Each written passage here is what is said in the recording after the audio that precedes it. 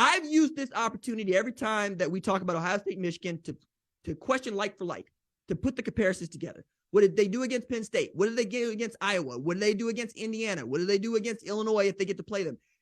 Indiana beat Illinois. Ohio State pantsed Indiana. Okay? Indiana beat Illinois. Ohio State pantsed Indiana. Then we get into days like today where Michigan looks rocky again, but they get to hold up their record of being 42-1 in games where they lead at halftime under Jim Harbaugh. And then Ohio State comes out and says, okay, maybe we can go slow too. Not so. Maryland wants to give you the business, okay? Everybody wants to give you the business, and quiet as it was kept, last time you played at Maryland, they gave you the business too. 52-51, you escaped with your life. In this game, it looked once again like Ohio State was going to be fighting for its life, and it was. Shout to Talia Tagovailoa, who kept answering the bell, getting waylaid, and then finding a way. But as he was fighting away, Travion Henderson goes down late. There is no Mayan Williams in this game. Again, we're asking questions about how deep is the running back room at Ohio State. And Dallin Hayden says, it's actually quite deep, sir. It's really deep, sir. I had 27 rushes for 146 yards and 3 tutties in this game. And I said, you're right, True Frosh. And I see in him a great comp to what Trey Sermon meant to Ohio State down the stretch in 2020. He showed up in a real way. Matter of fact, Ryan Day had said, up until he had his breakout moment in November 2020, we didn't know what we had in Trey Sermon. We only knew that that was the dude that was on the winning side when Baker Mayfield and them came to town. We thought he was a good enough tailback to help us out. Turns out he was right. Now, after Zach Harrison called game with 2 sacks back-to-back, one that forces a fumble that Steel Chambers picks up, runs back in to make it 43-30 when it was 33-30 and then 36-30.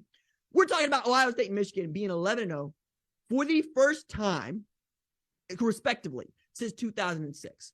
Okay? That's really exciting. It's really exciting because, well, the winner of that game played in the national championship. Now, Coach Meyer would probably like you to, not remember that he was on the Florida team that beat the Ohio State team in that national championship game. But, that's probably one of the reasons why you wanted to coach at Ohio State and get you a national championship like he did. Now, I find this to be fascinating and fun because I think the Heisman Trophy winner will come out of Ohio State, Michigan. I think it's going to be either Blake Corum or CJ Stroud. One of those two dudes walks into the Big Ten championship game. They win the Big Ten championship. That's your Heisman Trophy winner because, frankly, the Heisman doesn't think that it needs to wait until after the bowl season to award its Heisman Trophy. Nobody else does either, but that's what makes the sport kind of weird sometimes.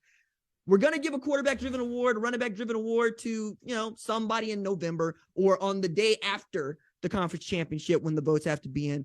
I will have more to say about that as we get closer to December, but right now, the focus should be on, can Ohio State run the football on Michigan? Can Michigan run the football on Ohio State? And then, who can stop who, right? I really think for the first time in a very long time, these two teams are much more evenly matched than they have been. Recent memory, quite honestly, like trying to go back to the last time I felt this good about it. And maybe it was when I was 18 in 2006, when you had Chad Henne on one side and Troy Smith on the other. Feels like it shouldn't have been that long, but that's where we are, right? And now you have two teams that look really good to have an opportunity to play in the national championship. Very excited about that. Okay.